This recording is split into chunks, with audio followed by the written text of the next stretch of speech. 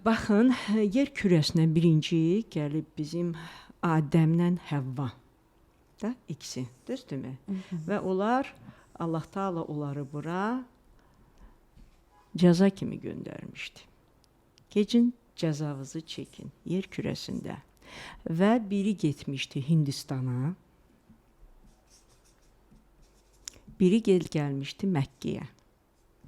Və fikir verin, sırf bu torpaqlar ərazisində yəni birinci adamlar burada doğulub.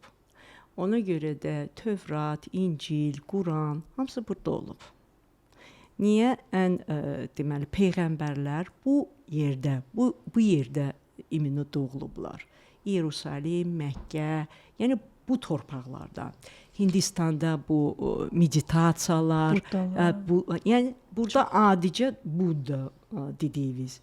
Budda onun torpağına da getmişəm. Və Tibet monahlarının o yanına girmişəm. Onların dediyi bir söz var idi. Budizm bu din deyil. Budizm sadəcə ruhu kainatla birləşdirmək üçün metoddur.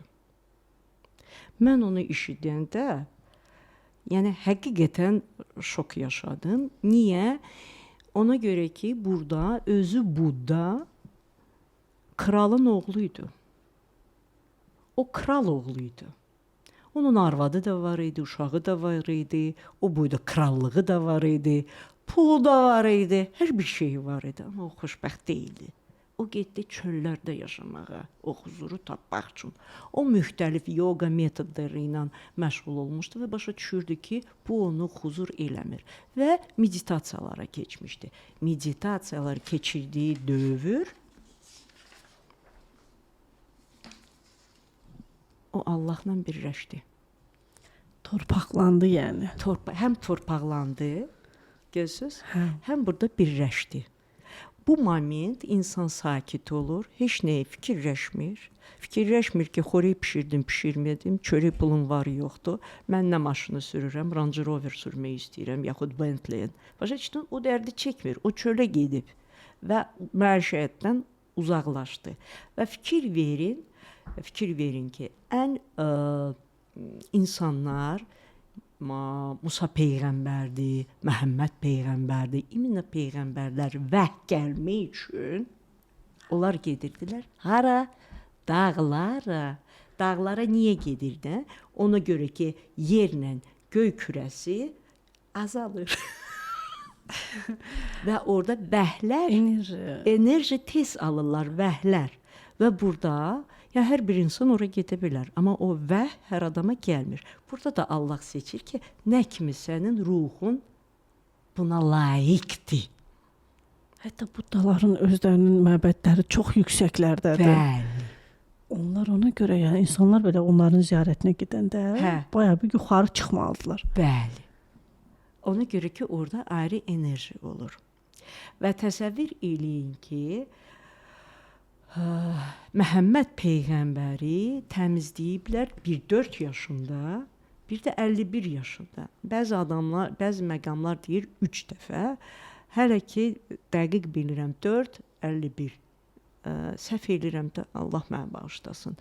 O 4 yaşında o uşaqlarla oynadığı məqam dedilər 2 dənə mələk düşdü, ürəyini çıxartdı. Ürəyini çıxartmadı, ürəyin içində ruh yerləşir. Qara şey atıldı və ora yenə də qoyuldu.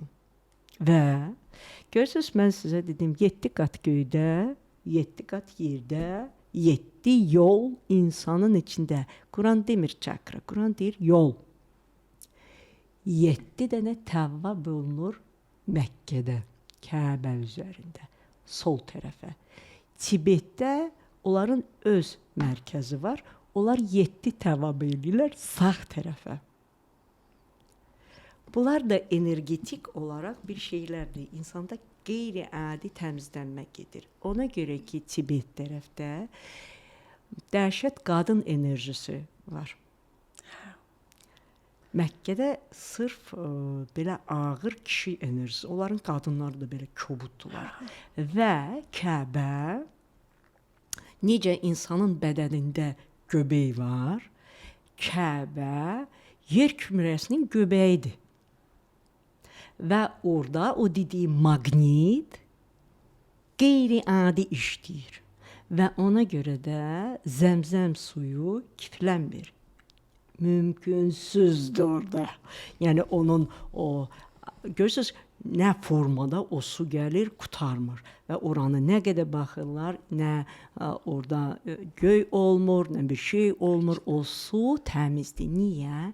Ona görə ki, maqnetikdir. Orada mümkün deyil o.